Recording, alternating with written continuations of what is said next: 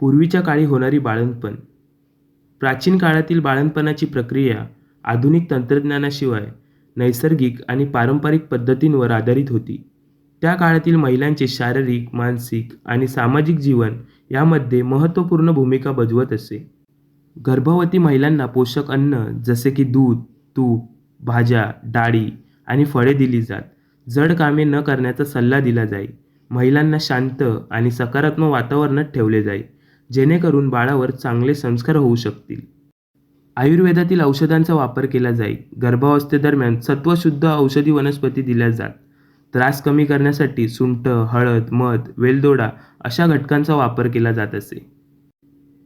पूर्वीच्या काळी प्रसूती रुग्णालयांमध्ये न होता घरातच होत असे.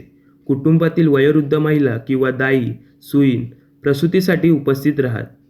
बाळंतिणीसाठी एका स्वच्छ आणि शांत खोलीची निवड केली जात असे.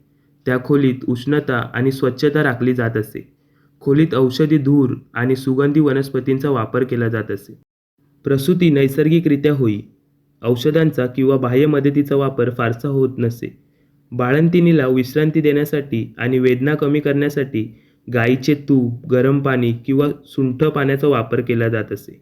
बाळंतिणीस गरम पाणी, गूळ मेथी लाडू, खीर, वरण भात दिला जात असे. पचन सुधारण्यासाठी सुंठ, हळद, वेलदोडा यांसारख्या पदार्थांचा वापर केला जाई. बाळंतिणीच्या शरीराला गरम तेलाने मालिश केली जाई. हाडे मजबूत होण्यासाठी पोषणयुक्त पदार्थ दिले जात. बाळंतिणीची स्वच्छता राखण्यासाठी औषधी पाण्याचा उपयोग केला जाई. तिच्या ताकदीनुसार विश्रांती आणि हलकी कामे सुरू केली जात. बाळाला हळद, बाळंतीण गाजर आणि औषधी पाण्याने आंघोळ घातली जात असे. हे पाणी बाळाच्या त्वचेसाठी पोषक ठरायचे. नवजात बाळाच्या स्वच्छतेवर विशेष लक्ष दिले जात. बाळाला ताकद मिळवण्यासाठी आईचे दूध हे एकमेव आहार असे. प्रसवातील कोणतीही अडचण दूर करण्यासाठी अनुभवी दाई, सूईण उपाययोजना करत. प्रसवासाठी पोटावर मालिश, श्वासोच्छ्वास नियंत्रित करण्याचे तंत्र शिकवले जात असे. वेदनाशमनासाठी आयुर्वेदिक औषधी आणि वनस्पतींचा उपयोग केला जात असे. प्रसूती दरम्यान देवी देवतांची प्रार्थना केली जात असे. गर्भवतीला मानसिक आधार देण्यासाठी धार्मिक मंत्रांचा जप केला जाई. प्रसूती नैसर्गिक पद्धतीने होत असल्याने महिलांचे शरीर मजबूत होत असे. औषधांचा कमी वापर झाल्याने साईड इफेक्ट्स होत नसत. वैद्यकीय सुविधा उपलब्ध नसल्याने जटिल प्रसूतीत जीवितहानीची शक्यता जास्त होती. आधुनिक वैद्यकीय सुविधा व तंत्रज्ञानामुळे जटिल प्रसूतीही सहज शक्य झाली आहे. मात्र पूर्वीच्या नैसर्गिक पद्धती आजही आयुर्वेद व अन्य वैकल्पिक उपचार पद्धतींमध्ये महत्त्वाच्या आहेत.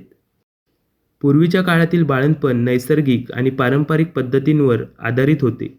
आजच्या वैद्यकीय सुविधांमुळे बाळंतपणातील जटिलता कमी झाली आहे. पण पूर्वीच्या काळातील आहार, औषधी आणि निसर्गाशी जवळीक राखणाऱ्या पद्धती आजही प्रेरणादायी ठरतात.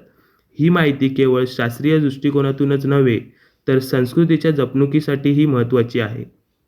हा व्हिडिओ आवडला तर लाईक करा आणि या प्रकारचे असे अजून नवीन व्हिडिओ पाहण्यासाठी साहित्य मराठी चॅनलला सबस्क्राईब करा.